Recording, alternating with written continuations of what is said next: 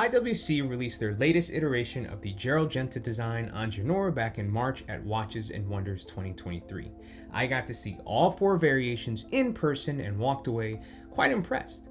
I particularly enjoyed the one with the aqua green dial, which was gorgeous in person, but to each their own. Nonetheless, with this new Ingenieur, IWC did a pretty good job of not just reissuing an old design, kind of like what Vacheron Constantin did with the 222, but creating a modern version that improves upon the old one in quite a few ways without straying too far from its roots. All was great, in my mind at least, but then the price was announced, which was $11,700, and a lot of people were not happy. So, is this watch worth the price? Well, I went to this overly dramatic pedestrian freeway crossing to think this all over, and eventually, I found an answer.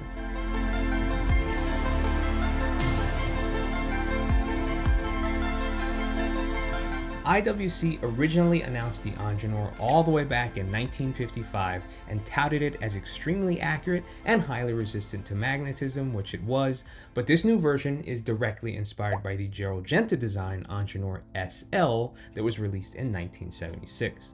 By this time, Genta already had a few iconic designs under his belt, most notably the Audemars Piguet Royal Oak. He was also responsible for the just as famous Patek Philippe Nautilus, which was introduced in the same year as the Ingenieur design, again in 1976. The watch world wanted stainless steel watches with integrated bracelets, and Genta was the man to give it to them. I mean, he popularized the design. Unfortunately for IWC, unlike the Royal Oak and Nautilus, the Ingenieur never quite saw the same level of demand from consumers. Throughout the years, the Ingenieur line saw a few changes, mainly an increase in size, but it also slowly strayed further and further away from the OG Genta design, and it felt a little neglected by IWC.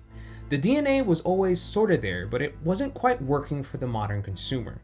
Now, here we are in 2023, and the craze for integrated stainless steel watches feels like it's at an all-time high, and luckily for IWC, they have a design from the king of these integrated stainless steel watches in their back pocket. All they had to do was tastefully modernize the SL, which I'm not a designer, but I can imagine it being easier said than done.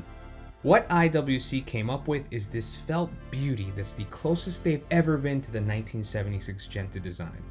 Look, the Ingenieur SL wasn't the coolest watch in the world, and probably for good reason. While it shared similarities to the Nautilus and Royal Oak's more daring looks, for the time it felt like a dulled-down, safer variant. It wasn't bad, it just felt safe, which can be a good thing if you already have an established iconic model and you make incremental updates throughout the years, a la the Rolex Submariner.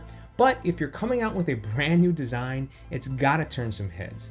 The original didn't quite accomplish that, but now in a sea of integrated stainless steel watches, the new Ingenieur, while still not quite daring, looks fantastic.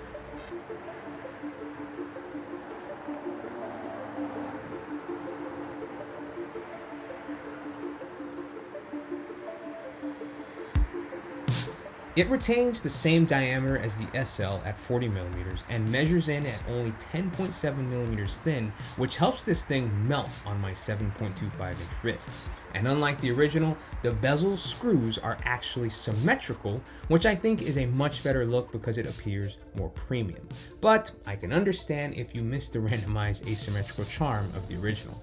You also still have that H-link integrated bracelet that's nearly as wide as the case itself, but there's a dramatic taper as it moves towards the clasp, which I think looks quite nice. Speaking of the clasp, there are no micro adjustment capabilities with or without a tool, so you're gonna have to hope this thing fits you.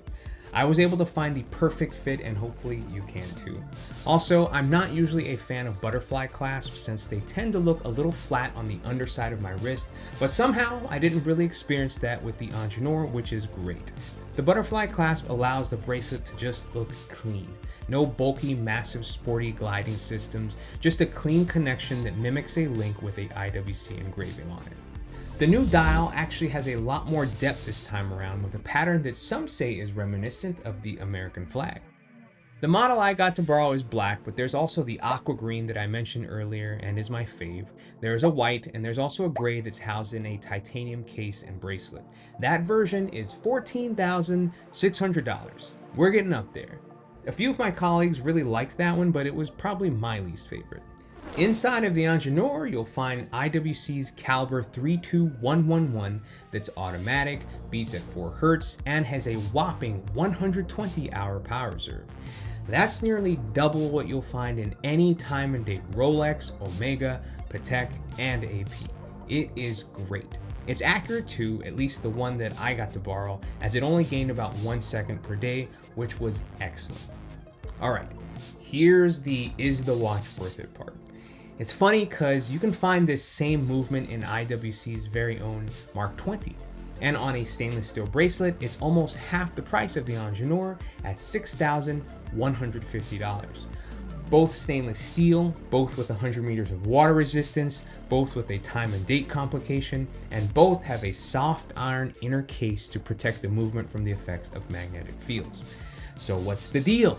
Why so much more? And again, is the Ingenieur worth that $11,700 price? When you have a watch in your catalog with eerily similar specs that's half the price of your new release, people will naturally scratch their heads. Do I like the Ingenieur more than a Mark 20? Yeah, I do. I like the design and it's just more interesting to look at, but I'd probably lean towards purchasing a Mark 20 instead. But for IWC, I don't think they're targeting someone that's looking for a Mark 20. They're looking upmarket.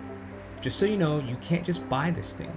You got to put down a deposit, and you can only do that at IWC boutiques and not authorized dealers, and the wait is quite long. Now, forget about the Mark 20s.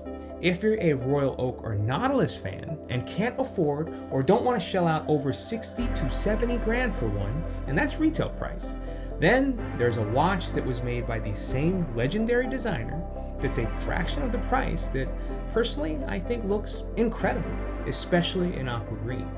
When you think of it that way, well, is it worth it then? That's up to you.